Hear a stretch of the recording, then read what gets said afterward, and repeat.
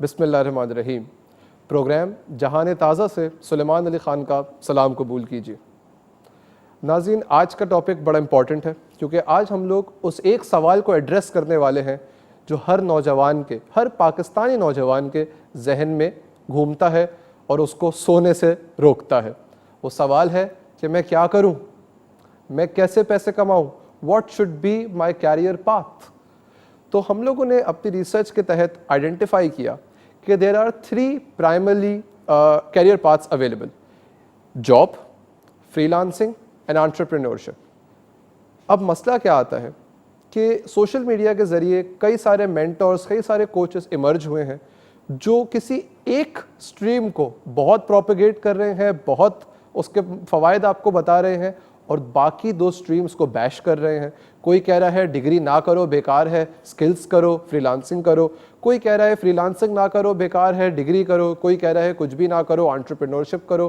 तो इससे हो क्या रहा है? आप ये सोचते हैं कि यार मैं कुछ भी नहीं करता, सो जाता हूँ, क्योंकि प्लान करना इंसान के लिए बहुत इंपॉर्टेंट है। और जब इतनी इंफॉर्मेशन उसकी तरफ आ रही हो और अक्सर उसमें से फॉल्स भी हो, तो इंसान एक डिसीजन नहीं ले पाता। जहान ताज़ा के इस प्लेटफॉर्म से हमारी कोशिश ये होगी कि हम इन तीनों स्ट्रीम्स को आपको एक्सप्लेन करें, इनके प्रोज एंड कॉन्स आपके सामने रखें और आपको गाइड करें कि आपके लिए कौन सी स्ट्रीम बेहतरीन है। एंड फाइनली, जो हमारे शो का एक बड़ा इंपॉर्टेंट मकसद है, हम आपको प्रोग्रेस करवाएं, आपको वो टिप्स दें, वो ट्रिक्स दें जो आपको जनरली ज़िंदगी में आगे बढ़ने में मदद करेगा। स्टूडियोज़ में हमारे साथ मौजूद हैं प्रोफेसर कामरान अली ख़ान साहब। अस्सलाम वालेकुम सर। वालेकुम अस्सलाम। तो सर, बड़ी इंपॉर्टेंट डिस्कशन है। शुरू करते हैं इसको सबसे बेसिक चीज़ से जो हम सबको बताई जाती है कि हाँ, ये एक स्टडी कैरियर पाथ है, इसको ट्रेडिशनल एजुकेशन कहते हैं, मतलब degree. Sir, degree Patras Bukhari की ज़बान में पढ़ाई की रसीद का नाम है। आप क्या कहते हैं कि डिग्री क्या चीज़ है? अच्छा, ये बहुत ही अहम मौजू है ओवरऑल जो आपने उठाया है। एंड आई थिंक कि ये कम से कम इस एक शो में तो ख़त्म नहीं होगा, इस पे हमें कम से कम 2 प्रोग्राम्स करने होंगे क्योंकि हम इन डेप्थ एनालिसिस करेंगे इन तीनों बातों का। ये जो तीनों बातें आपने की ना। अच्छा, अब डिग्री ठीक है, तालीम की रसीद है, पितरस बुखारी ने फरमा दिया, और बहुत अहम बात है कि वाकई तालीम की रसीद है। आपने एक स्टूडेंट है क्लास 1 से लेके क्लास 12 तक, उसने जनाब एजुकेशन हासिल की, उसके बाद वो यूनिवर्सिटी में जाता है, उसके बाद वो XYZ किसी भी डिसिप्लिन में, इंजीनियरिंग में जाता है, कंप्यूटर साइंस में जाता है, बिजनेस साइड पे जाता है, इकोनॉमिक्स में जाता है, सोशोलॉजी में जाता है, दर्जनों चीज़ें, आर्ट्स में जाता है, साइंसेस में जाता है। 4 साल बाद 40 से 48 के दरमियान कोर्सेज पढ़ने के बाद उसको एक पीस ऑफ पेपर मिलता है जिस पे कहा जाता है कि जी आप अब बैचलर ऑफ फलानी चीज़ हो गए। ये डिग्री है। बिल्कुल। और इस डिग्री के बाद वो अमली दुनिया में कदम रखने के लिए सर्टिफाइड हो गया एक तरह से। अब जनाब उसको नौकरी भी ऑफर हो सकती है। अच्छा, इंटरेस्टिंग बात सोचो यार, 12 साल की एजुकेशन उसने ली और वो इंटरमीडिएट था, इंटर किया उसने, ठीक है, या A लेवल्स किया, उसकी कोई वक़्त नहीं है। किसी जॉब के दरवाजे पे वो दस्तक देगा, उसको मना कर दिया जाएगा, तुम क्या हो, सिर्फ इंटरमीडिएट। 4 साल और पढ़ा, अब जनाब उसके लिए दरवाजे खुल जाते हैं। सर, अगर इसको एक और जाविये से मैं देखूं तो एक लोगैरिथमिक फंक्शन है सर, जो उस 12 साल में पढ़ा, जैसे मैंने क्लास 1 में पढ़ा, वो मेरे क्लास 2 में मुझे मदद करता है, और क्लास 2 में कोई नई चीज़ पढ़ता हूँ, 2 में आया 3 तक पढ़ा, ठीक है। तो वो 12 साल मुझे टेक्निकली उन 4 सालों के लिए ही तो प्रिपेयर कर रहे हैं जिसके अंदर मैं स्पेशलाइज हो रहा हूँ। प्रिपेयर करने चाहिए थे। Yes, ideally that should have been the case. Pakistan में 12 साल जब पढ़ने के बाद एक स्टूडेंट यूनिवर्सिटी में जाता है तो उसको यकलख्त ये पता चलता है कि इन 12 सालों के अंदर मैंने रोड लर्निंग तो की है, मैंने रट्टे लगा लगा के इम्तिहान तो पास कर लिए हैं, लेकिन अब जब मैं यूनिवर्सिटी में आया हूँ तो यहाँ तो दुनिया ही अलग है। आपको पता है मैं टीचर हूँ, यूनिवर्सिटी में पढ़ाता हूँ, 25 साल से मैं इंजीनियरिंग पढ़ा रहा हूँ पाकिस्तान की अच्छी बड़ी यूनिवर्सिटीज़ में। तो बात क्या है कि हम जब अपने स्टूडेंट्स को देखते हैं तो उनके अंदर fundamental logic skills, fundamental understanding skills की कमी होती है।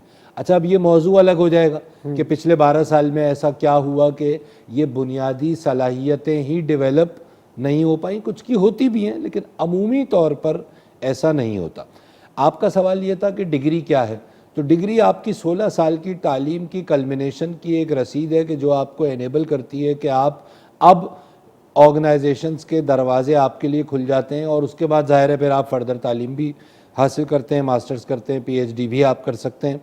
लेकिन बुनियाद कुफल खोलने की, कैरियर पाथ का ताला खोलने की बुनियाद 16 साल एजुकेशन है, जिसका प्रूफ ऑफ कॉन्सेप्ट ये डिग्री की सूरत में आपको दे दिया जाता है। इस पे अभी सर डिटेल से बात करेंगे कि क्यों ये डिग्री एक बहुत अच्छी चीज़ है, क्या इसके प्रोन्स और क्या कॉन्स हैं। अभी तो जनरली डिस्कस कर रहे हैं हम लोग कि ये चीज़ें हैं क्या, ये स्ट्रीम्स क्या हैं। अब आते हैं सर अपनी नेक्स्ट स्ट्रीम पे, which is freelancing. Sir freelancing का एक बड़ा अजीबो गरीब से कॉन्सेप्ट हैं लोगों के, तो मैं चाहता हूँ कि आप उनको थोड़ा सा क्लैरिफाई करेंगे व्हाट एक्चुअली इज़ फ्रीलांसिंग। अच्छा, since you in this show you represent the youth, तो पहले तो हमें ये समझाइए कि यूथ की नज़र में फ्रीलांसिंग किसे, पहले तो बाय डेफिनेशन फ्रीलांसिंग क्या और फिर हमारी यूथ उसको क्या समझे बैठी। सर देखिए, बाय डेफिनेशन फ्रीलांसिंग का मतलब होता है कि आप अपने स्किल्स को सेल कर रहे हैं कॉन्ट्रैक्चुअल बेसिस पे, और आप सेल्फ एम्प्लॉयड हैं टेक्निकली, आपको कोई एम्प्लॉय नहीं करता, आपको एक कॉन्ट्रैक्ट दिया जाता है जिसको आप फुलफिल करते हैं और आपका और उनका साथ बस यहीं तक महदूद है। दिहाड़ी के मजदूर हैं, दिहाड़ी के मजदूर है, बिल्कुल आसान अल्फाज में। ठीक है, दिहाड़ी दिन की भी हो सकती है, हफ्ते की भी, घंटे की महीने भी हो की सकती है, जितनी देर आपका बिल्कुल कॉन्ट्रैक्ट है। बिल्कुल ठीक है, ये हो गई फ्रीलांसिंग। सही। ठीक है, अब लोग जो फ्रीलांसिंग को समझे बैठे हैं, स्टूडेंट्स भी और अच्छे खासे मेच्योर प्रोफेशनल्स भी, कि जो 10-10 साल किसी फील्ड में गुजार चुके, और अब यकलख्त क्योंकि इंटरनेट के ज़रिए पूरी दुनिया खुल गई और ख़ास तौर पे कोविड के बाद क्योंकि अब वेस्टर्न इकोनॉमीज़ मुतासिर होना शुरू हो गई हैं, लिहाजा वो ढूंढ रहे हैं थर्ड वर्ल्ड कंट्रीज़ के अंदर। उन्हें पता है आपके पास जहानत तो बहुत है और लोग भी सस्ते हैं, ठीक है ना, तो वो ढूंढ रहे हैं ऐसे आउटलेट्स, उसको वो उन्होंने खूबसूरत नाम दे दिए, इंटेलेक्चुअल आर्बिट्रेज। अंग्रेज की बड़ी खूबी है यार, वो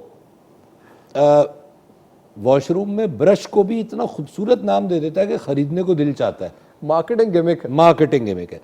आसान और मोटी बात यह है कि वो इंटरनेशनल आर्बिट्रेज की टर्मिनोलॉजी इस्तेमाल करें, वो अपनी ऑफ शोर कंपनीज की बात करें। असल मोटी बात सब समझ लें कि आप सस्ते हैं और खाली हैं। ठीक है, मकान कौन सा ढूंढता है आदमी, सस्ता और खाली हो। ठीक है, तो ये वो मकानात हैं थर्ड वर्ल्ड कंट्रीज़ के, ये लोग जो सस्ते भी हैं और ख़ाली भी हैं, तो आप पे नज़र उनकी पड़ती है। कोविड की वजह से अब ये कैद तो बची नहीं कि आप अमेरिका में जाके नौकरी करें। अमेरिका में जाके आप नौकरी करते वही वाली तो आपको $5,000 महीना देना पड़ता, यहाँ आप $1,000 पे रक्स करेंगे क्योंकि आपके हिसाब से 1,60,000 रुपये महीना है। और आखिरी चीज़ है सर एंटरप्रेन्योरशिप, इस पर मैं खुद ही रोशनी डाल देता हूँ क्योंकि ये मेरा मेजर ऑफ स्टडी है। Entrepreneurship is very simply finding a solution. ये चिप्स का ठेला लगाना, ये चाय की दुकान लगाना, ये एंटरप्रेन्योरशिप के ज़ुमरे में नहीं आता। I am sorry if I sound harsh, but लेकिन ये बिजनेसेस हैं। एंटरप्रेन्योरशिप की कोर है टू सॉल्व अ प्रॉब्लम। आप कोई प्रॉब्लम आइडेंटिफाई करते हैं, मार्केट का कोई गैप आइडेंटिफाई करते हैं और उस गैप को फुलफिल करना is what an entrepreneur is. Entrepreneurship एक माइंडसेट का नाम है। एंटरप्रेन्योरशिप ये नहीं है कि मैं काम आराम का करूं, मैं 2 घंटे जॉब पे जा रहा हूं, मेरे पास पूरे पैसे आ रहे, नहीं। It takes time to build an empire, it takes effort to build an empire. तो एंटरप्रेन्योरशिप क्या है? Very simply it is a solution based business. एक ऐसा काम जो इनोवेटिव हो, एक ऐसा काम जो कोई ना कर रहा हो, या कोई कर भी रहा हो तो कोई प्रॉब्लम नहीं है, आप उसको नए अंदाज में कर सकते हैं। इस पर बड़ी लंबी डिस्कशन है, इंशाल्लाह हम उसको कंटिन्यू करते हैं एक छोटे से ब्रेक के बाद।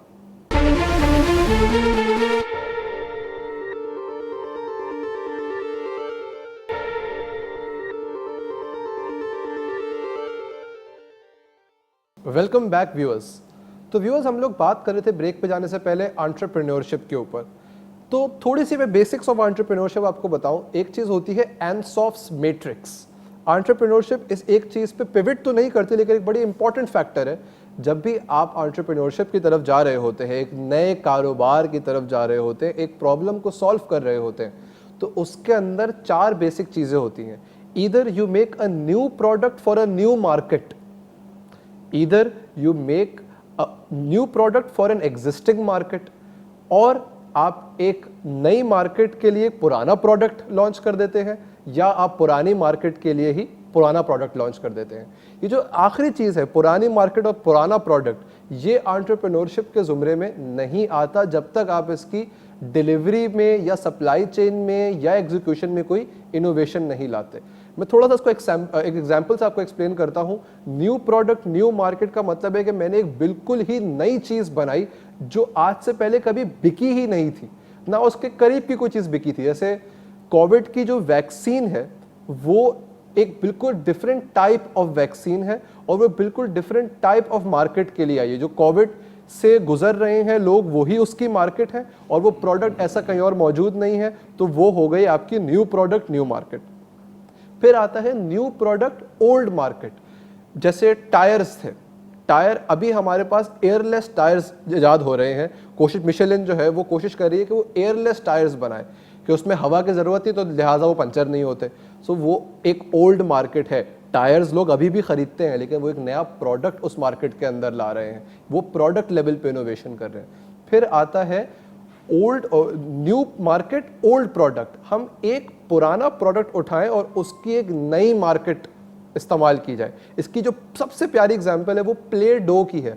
आपने अपने घरों में प्ले डो अपने बच्चों को खेलते हुए देखा होगा। जो मोल्डिंग क्ले होती है, आपको पता है वो इनिशियली किस काम के लिए इस्तेमाल होता था? वो पेंट उखाड़ने के काम में आया करता था, और वो इसकी ओरिजिनल मार्केट थी। लेकिन जब मार्केटर्स ने देखा कि बच्चे इससे खेलते हैं, तो उन्होंने इस पुराने प्रोडक्ट को एक नई मार्केट में प्लेस कर दिया। उन्होंने मार्केट लेवल इनोवेशन कर दी। तो ये है कैटेगरीज ऑफ इनोवेशन जो आपको समझनी है, और this is how you become an entrepreneur. जो काम हो रहा है आप उसको रेप्लिकेट कर रहे हैं, एक मी टू बिजनेस कर रहे हैं, तो वो एक सिंपली बिजनेस है। तो coming back to you sir, entrepreneurship. अच्छा, इसका मतलब ये हुआ कि जो चौथी चीज़ थी वो ये थी कि मुझे दांत साफ करने हैं और मैं डेंटोनिक लगा रहा हूँ। अब ये दो बातें, दांत ज़ाहिर है साफ करने, ये पुरानी मार्केट है, ज़िंदगी भर से इंसान दांत साफ कर रहा है।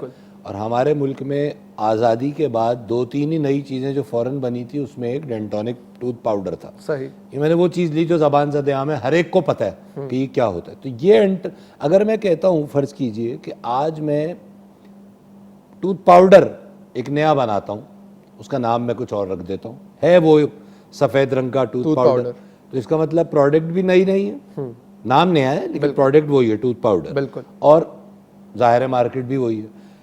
और अगर मैं ये कहता हूँ कि मेरा ये बिज़नेस मैंने शुरू कर दिया, तो इसका मतलब आपने जो डेफिनेशन दी, मैं समझना चाह रहा हूँ और इससे लोग भी समझ जाएंगे, ये एंटरप्रेन्योरशिप नहीं है। ये नहीं है एंटरप्रेन्योरशिप के ज़ुमरे में आती, जब तक आप उसके अंदर कोई एडेड वैल्यू प्रोवाइड ना करें, जब तक उसके अंदर कोई न्यू इनोवेशन ना हो। आप बोलें कि ये जो डेंटोनिक था, इसके अंदर केमिकल्स थे, जो मैंने बनाया है ये प्योर ऑर्गेनिक मटेरियल है। अच्छा, ये मैं क्लियर कर दूं, डेंटोनिक बड़ी अहम प्रोडक्ट है। ये हमने मिसाल के लिए कहा है कि उसमें कतन हमें नहीं पता केमिकल है या नहीं, हम मिसाल दे रहे हैं। आपने कहा कि ये ऑर्गेनिक प्रोडक्ट मैंने निकाला है, या इसकी supply chain fair trade supply chain है, ठीक है। तो इस तरह के जार्गन्स होते हैं कुछ, जिसके आप किसी भी लेवल पे प्रोडक्ट की डिस्ट्रीब्यूशन हो, ठीक है, डेवलपमेंट हो, आप उसमें इनोवेशन करें। अच्छा, मेरा दूसरा सवाल ये है कि मैं इंटरनेट पे देखता हूँ कि सबसे बड़ा जो मैं, अगर मुझे आप इजाज़त दें ये लफ्ज़ इस्तेमाल करने की, तो जो सबसे बड़ा चूरन बेचा जा रहा है ना नौजवानों को, वो ये एंटरप्रेन्योरशिप के नाम पे है। ठीक है, मैं नाम तो ज़ाहिर नहीं लूँगा, लेकिन फेसबुक पे, यूट्यूब पर ऐसे मुख्तलिफ फलाना वाला और फलाने वालों की वीडियोस हैं कि जो कहते हैं कि जी एक तो डिग्री विग्री सब बेकार है, आप एंटरप्रेन्योरशिप में आइए, बिकम एन एंटरप्रेन्योर, और जनाब आप गोले गंडे का ठेला लगा लीजिए, आप फ्रेंच फ्राइज़ की ठिया लगा लीजिए, आप चाय का खोखा लगा लीजिए। अच्छा, मैं कतन इस बात का ये मतलब नहीं कि ये जो तीनों काम मैंने गिनवाए इनमें कोई बुराई है या ये कोई लोअर कैटेगरी के काम है, हम यहाँ ये बात नहीं कर रहे हैं। हम ये कह रहे हैं कि आपकी डेफिनेशन पे जब मैं देखता हूँ तो गोला गंडा, चाय, फ्रेंच फ्राइज, आलू के चिप्स, ठीक है, चिप्स के आलू, व्हाटएवर, ये सब पुरानी चीज़ें। ठेला आप नए स्टाइल का बना सकते हैं यकीनन, ठीक है ना, लेकिन प्रोडक्ट भी पुरानी है, मार्केट भी पुरानी है। क्या ये सब एंटरप्रेन्योरशिप के ज़ुमरे? क्योंकि मैंने देखा है बहुत से नौजवान अब पढ़ाई को छोड़कर, क्योंकि उनको ये बहुत ज़्यादा ये इनपुट और फीडबैक मिल रहा है, अट्रैक्टिव है। अच्छा, ल्यूक्रेटिव क्यों है इस पे तो हम बाद में बात करेंगे। वो है तन, हम हमेशा एक शेर पढ़ता हूँ ना मैं, तन आसानी में मछली मर भी सकती है गहरे पानी में। सर मैं आपको एक बड़ी छोटी सी एग्जांपल से समझाऊंगा कि लुक्रेटिव क्यों लगता है बच्चों को। प्लीज। मैं कोच करता हूं जब तो मैं उनको ये बताता हूं कि बेटा प्लास्टिक का दरख्त अगर तुम ले लोगे तो वो पहले दिन से इस कद का होगा, वाह, लेकिन वो जिंदगी भर इसी कद का रहेगा, ये याद रखना। बहुत अच्छी बात। एक बीज आज बोओगे तो वो शायद छोटा सा पौधा बने, लेकिन वो बढ़ते बढ़ते 20 साल में एक बड़ा दरख्त बनने के काबिल होता है। तो वो बीज बो, प्लास्टिक के पौधे ना खरीदो। कोई भी चीज़ अगर आप, जैसे आपने जो एग्जांपल दी सर, गोले गंडे का ठेला भी एंटरप्रेन्योरशिप हो सकता है, एक फ्रेंच फ्राइज का ठेला भी एंटरप्रेन्योरशिप हो सकता है अगर उसमें कोई इनोवेशन की जाए, वो ओपन माइंडेडनेस की जाए। लेकिन जैसे हमें सबको पता है कि हर आदमी जेट पायलट नहीं बन सकता गाइस, तो सर अगर हर आदमी जेट पायलट नहीं बन सकता तो हर आदमी का एंटरप्रेन्योर बन सकता है? नहीं। वो माइंडसेट होता है, वो इनोवेशन की एक कैपेसिटी होती है, जो एक टेनेसिटी होती है जो हर इंसान के अंदर नहीं होती। इट कैन बी कल्टिवेटेड, उस पर हम बात अभी करते हैं। लेकिन मैं आपको एक कुछ फैक्ट्स एंड फिगर्स बताना चाहूँगा और व्यूअर्स को भी बताना चाहूँगा।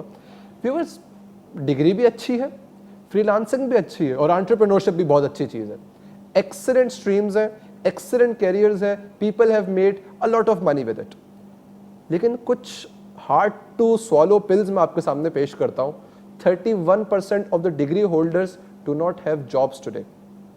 दूसरी चीज, 63% जो फ्रीलांसर्स होते हैं they earn less than $200 a month. उनके पास कोई गिग्स नहीं आती। गिग्स कहते हैं जो आप अपना एड पोस्ट करते हैं या अपनी जॉब पोस्ट करते हैं और लोग आपके पास आते हैं। ये फाइवर का मॉडल है और अपवर्क का मॉडल डिफरेंट होता है। लोग रिक्वायरमेंट्स डालते हैं, आप उनसे वो गिग ले लेते हैं। तो लोगों के पास पैसा नहीं आ रहा है। 63% sir, it's a huge number. And SMEDA, small medium enterprise development authority के तहत 96% बिजनेसेस जो स्टार्टअप्स हैं, जो एंटरप्रेन्योरियल वेंचर्स हैं, वो बंद हो जाते हैं 4 साल के अंदर। हाँ, इसका मतलब क्या हुआ? इसका मतलब ये हुआ कि जब भी किसी भी मैदान में उसकी रिक्वायरमेंट्स को समझे बगैर कदम रखा जाएगा तो बज़ाहिर वो कितना ही ल्यूक्रेटिव क्यों ना हो या उसके साथ आपको कितने ही सब्ज़ बाग क्यों ना नज़र आ रहे हों, अल्टीमेटली आप उसमें फेल इसलिए हो जाएंगे कि आपने उसकी जो तमाम उस फ्रेमवर्क के अंदर आपकी क्या कैपेसिटी है और आपकी क्या कैपेबिलिटी वो फ्रेमवर्क मांगता है, वो आपने नहीं समझी। आपने XYZ किसी की बात सुनी या आपने किसी को देखा कि यार वो, अच्छा हमारे यहाँ मैंने एक देखा है यार, वो मैंने देखा वो लड़का फ्रेंच फ्राइज का ठेला लगाता है, दिन के 5,000 रुपये कमा रहा है, मैं भी लगाऊंगा। 5,000 रुपये का मतलब 50,000 रुपये, 5,000 रुपये का क्या मतलब हुआ? 1.5 लाख रुपये महीना। ऐसा होता नहीं है। इस पे बात करते हैं मेरे ख्याल में आगे। बिल्कुल viewers, very interesting conversation is at hold, stay tuned.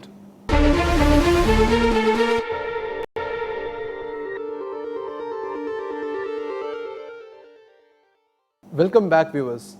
तो सर, जैसे हमने अभी बात कर रहे थे ब्रेक से पहले कि कुछ ना कुछ करने के लिए कोई ना कोई प्री रिक्विजिट्स चाहिए होते हैं, लेकिन सर तीनों चीज़ें ही बुरी तरीके से फेल होती नज़र आ रही हैं। डिग्री होल्डर्स को जॉब नहीं मिल रही, स्किल्स वाले लोगों को काम नहीं मिल रहा, गिग्स नहीं मिल रहे, उनके फ्रीलांसिंग नहीं चल पा रही है 63%, और 96% बिजनेसेस बंद हो जा रहे हैं 4 साल में।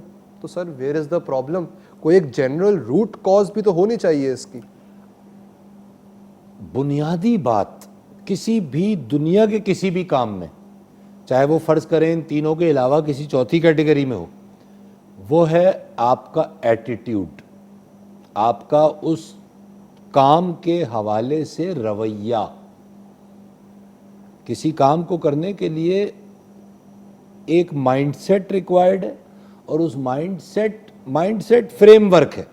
वो कहता है जी इस काम का फ़लसफ़ा ये है, इसके पीछे ये स्किल्स चाहिए, इसके लिए मुझे, मैं मिसाल देता हूँ ज़्यादा फ़लसफ़ियाना बात किए बगैर, कि मैं कहता हूँ यार मैं जो हूँ ना वो बहुत बड़ा कारोबार करना चाहता हूँ और मेरी नज़र जो है ना वो बिल गेट्स पे है। ठीक है, सुबह मैं लेकिन उठता हूँ भाई 1:30 बजे, मतलब आई एम सॉरी सुबह तो नहीं कहना चाहिए इसे, दोपहर में उठता हूँ 1:30 बजे। तो एटीट्यूड पहली चीज़, टाइमिंग्स, आपको कुर्बानी देनी पड़ेगी। जैसे आपने कहा ना एंटरप्रेन्योरशिप एक माइंडसेट का नाम है, तो वो माइंडसेट आप उसके कोई तकाजे होंगे ना। लोग, आधे से ज़्यादा लोग तो मैंने देखा है बच्चे आपकी उम्र के, वो पढ़ाई से भागकर नए नए काम शुरू करने में इंटरेस्टेड इसलिए कि उनका ख्याल है कि पढ़ाई बहुत मुश्किल चीज़ है और जब हम काम शुरू करेंगे ना तो यार ज़रा सोने का टाइम ज़्यादा मिल जाएगा, आराम से अपने, we will work at our own times. On time कोई चीज़ नहीं होती। The world does not owe you anything. कोई आपको अगर पैसे दे रहा है तो वो आपसे उसके एवज पूरा काम लेगा जी। और अगर आपका अपना काम है तो उस काम के अंदर, एक दफ्तर में जब आप जाते हैं ना तो आपका एक डिफाइंड काम होता है और हर आदमी का अपना अपना काम होता है, वो बहुत आसान है। हाँ, लेकिन अगर आप बिजनेस कर रहे हैं तो पाकिस्तान के हवाले से अगर मैं बात करूं तो पानी की मोटर की ख़राब होगी वो भी आपकी जिम्मेदारी है, और क्लाइंट का अमेरिका में मूड ख़राब होगा तो वो भी आपकी जिम्मेदारी सर है। पिछले जो बारिशें हुई थी अभी, उस बारिशों में मेरे अपने ऑफिस में पानी भर गया था, तो यकीन जानिए कि मॉप से तकरीबन घुटनों घुटनों पानी भी हम ही ने निकाला। तो आसान तो कतई नहीं होता। आसान समझाया जा रहा है, समझ लिया गया है। उसकी वजह भी बड़ी सिंपल है। अगर मैं किसी चीज़ को मुश्किल बताऊंगा तो मेरा कोर्स कौन खरीदेगा?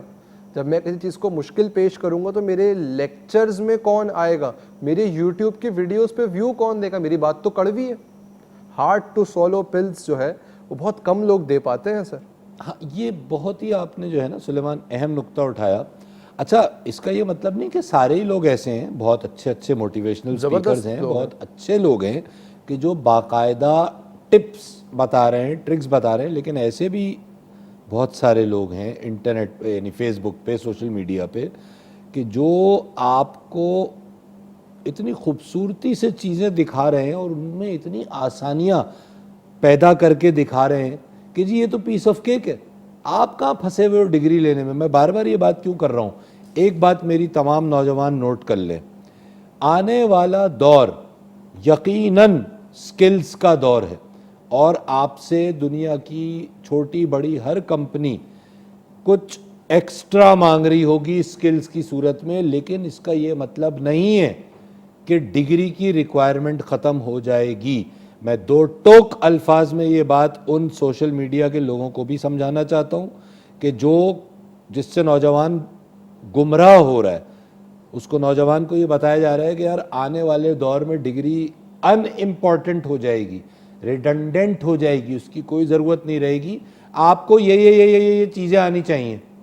मुझे इससे इनकार नहीं है कि आपको वो चीज़ें आनी चाहिए, लेकिन मुझे इससे सख्त इनकार है कि आपकी डिग्री ख़त्म हो जाएगी। डिग्री कभी ख़त्म नहीं होगी, क्योंकि डिग्री आपकी 16 साल की क्वालिफ़िकेशन का जिस्ट है, वो अपनी जगह रहेगा। ये और बात है कि उसके अंदर भी आपको यूनिवर्सिटीज़ को, तालीमी इदारों को, गवर्नमेंट को एजुकेशन प्लान में जिद्दत लानी होगी और उसको कम्पेटिटिव बनाना होगी। एक अलग बहस है सर, लेकिन यहीं पे मैं एक बात और ऐड करूंगा कि बिल्कुल ये तालीमी इदारों की भी जिम्मेदारी और ये उतनी ही एक तालिब इल्म की भी जिम्मेदारी है कि वो अपने काम में जिद्दत लाए, अपनी पढ़ाई में जिद्दत लाए।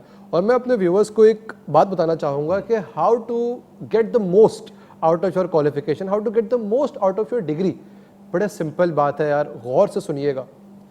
आपको ये 4 साल की डिग्री सबसे ज़्यादा पता है क्या सिखाती है? Discipline, time management, how to deal with 48 different bosses, how to deal with 48 different projects. हर सेमेस्टर 5-6 कोर्स आपके पास होते हैं, 5-6 अलग अलग बॉसेस को आपको रिपोर्ट करना होता है, 5-6 अलग अलग कोर्सेज के अलग अलग डेडलाइंस होते हैं, अलग अलग प्रोजेक्ट्स होते हैं। तो आपको प्रोजेक्ट मैनेजमेंट सिखाई जा रही होती है, आपको प्रेजेंटेशन स्किल्स सिखाई जा रही होती हैं, आपको डिलीवरी सिखाई जा रही होती है, आपको टीम वर्क सिखाया जा रहा होता है। ये चीज़ें कोई ऑनलाइन कोर्स आपको नहीं सिखा सकता। आपके अंदर लीडरशिप इनकॉर्पोरेट की जा रही होती है। और साथ ही साथ ज़रा गौर कीजिए, 48 सब्जेक्ट हैं, 48 सब्जेक्ट्स की एक कोर्स आउटलाइन है और एक किताब है, और एक उसको पढ़ाने वाला स्पेशलाइज्ड प्रोफेसर आपकी दस्तरस में मौजूद है। क्या वो 48 कोर्सेज 48 स्किल्स नहीं?